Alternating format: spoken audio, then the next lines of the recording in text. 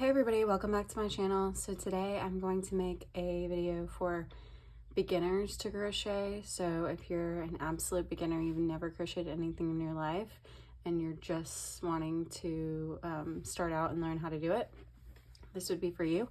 So the first thing we're going to learn in this video is how to make a slip knot, which is pretty much like the fundamental of crochet. For most projects, you will need to know how to do this.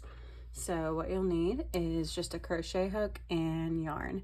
So I'm using medium 4 weight yarn, which is what I would recommend to use, especially for beginners. And I think it's like the Craft Smart brand from Michaels, which also I think that's a pretty good brand to start out with because it's pretty easy to work with. And then the recommended hook size for this type of yarn is actually a 5mm, but I'm using a 4.5. And that's just because I tend to use like a slightly smaller hook than recommended because that's what I'm comfortable with.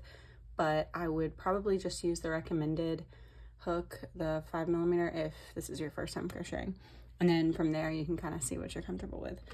But we're gonna go ahead and get started on the slip knot. So what you do, or this is how I do it, there's different ways, but this is how I was taught, is you take 2 of your fingers and you wrap your yarn around like that, and then you cross over.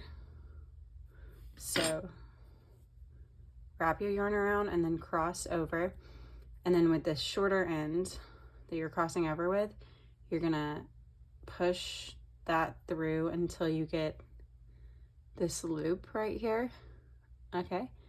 And then you're gonna pull on the long end of yarn and the loop, and then pull until you get a knot like that. And then you don't want to pull on it super tight, just enough so that it's secure. And then the shorter end, you can kind of pull on it and get just enough room for your hook. And then go ahead and put your hook in there. And then from here is where you can start crocheting.